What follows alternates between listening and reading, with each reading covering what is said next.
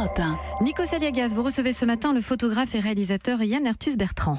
Bonjour Yann Arthus-Bertrand. Bonjour. Vous êtes photographe, réalisateur, humaniste, écologiste engagé. Et à l'image d'un Nicolas Hulot, vous incarnez la conscience écologique en France et dans le monde. Vous ne vous êtes pas exprimé sur cette émission jusqu'à maintenant. Vous avez accepté de répondre à nos questions sur Europe 1 ce matin. D'abord, tout simplement, quelle est votre réaction suite à la démission de Nicolas Hulot ? Je pense que quand on choisit comme ministre de l'écologie quelqu'un qui vient de la société civile, qui connaît bien ses dossiers, qui a des convictions accrochées au cœur, accrochées au ventre, qui sait de quoi il parle, et qu'il se trouve devant ce monde politique un petit peu inconnu pour lui, en même temps avec des lobbies, avec des pressions de l'agriculture, voyez, de l'énergie. Mais il s'est senti un petit peu inutile et certainement déçu. Et quand il dit j'en avais assez de me mentir à moi-même, je comprends ce qu'il veut dire. Il devait pas être bien, voilà, il devait être une espèce de mal-être.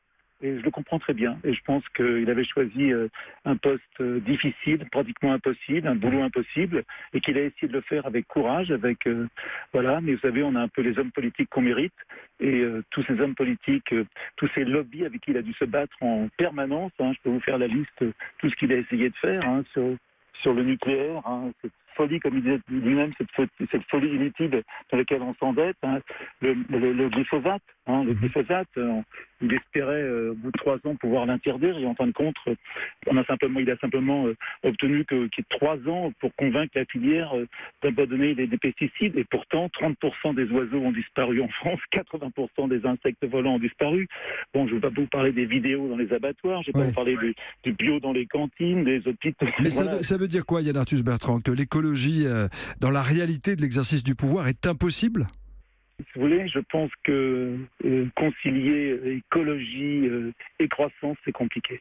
Voilà, et compliquer écologie et économie, c'est compliqué. On a besoin de ce point de croissance. On vit dans un pays incroyable où c'est la croissance qui paye nos études, les hôpitaux, énormément de choses. Et de toucher à cette croissance, eh bien, c'est quelque chose. On est dans l'espèce de religion de la croissance. Et cette croissance, c'est pas bon pour l'environnement. Mais les gens, les électeurs, les consciences, on voit bien que le monde ne tourne plus rond d'un point de vue écologique. Jacques Chirac disait en 2002, vous vous en souvenez, au sommet de Johannesburg, notre maison brûle et nous regardons ailleurs. 16 ans après, c'est le même constat ? C'est Nicolas Hulot qui avait inventé cette phrase dans l'avion en allant à Johannesburg avec Chirac, et il avait raison. Mais 16 ans après, c'est le même constat ? C'est triste. Je pense que Nicolas Hulot a peut-être sous-estimé la puissance de l'opinion publique qu'il avait derrière lui, et qu'il s'en est pas assez servi. Je pense que c'était le ministre le plus populaire.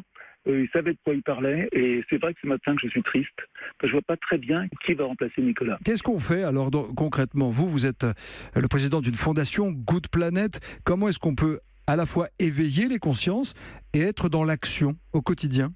Vous savez, d'abord, je crois qu'il faut mélanger écologie et humanisme.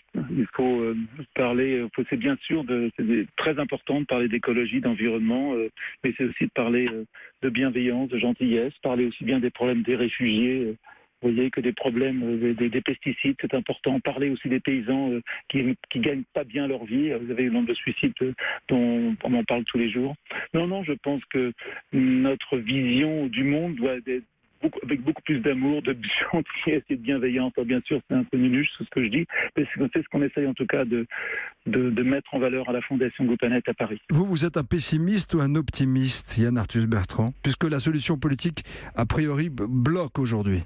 Je pense qu'il est beaucoup trop tard pour être pessimiste, et que toutes les actions comptent et qu'on peut tous faire quelque chose. Chacun à sa façon. Il y en a qui peuvent faire beaucoup, d'autres qui peuvent faire peu, mais on peut tous faire quelque chose. Si quelqu'un vous appelait aujourd'hui au gouvernement pour vous dire vous serez le prochain ministre, vous accepteriez ? J'en serais pas capable. Je suis peut-être un très bon réalisateur et un très bon photographe, certainement pas un bon ministre. Non, et puis je pense que Nicolas Hulot, d'ailleurs, il nous l'avait dit, était épuisé par ce travail. Vous savez, être ministre, c'est un travail colossal, quoi, être en permanence, vous savez, et puis je pense aussi que dans permanence, d'être en désaccord avec ses convictions profondes, et dans tout le temps, et d'entre vous savez, de la discussion, dans le combat, c'est épuisant. Il avait l'impression sans doute de ne pas assez avancer. Merci beaucoup Yann Arthus-Bertrand d'avoir été en exclusivité ce matin sur l'antenne d'Europe 1.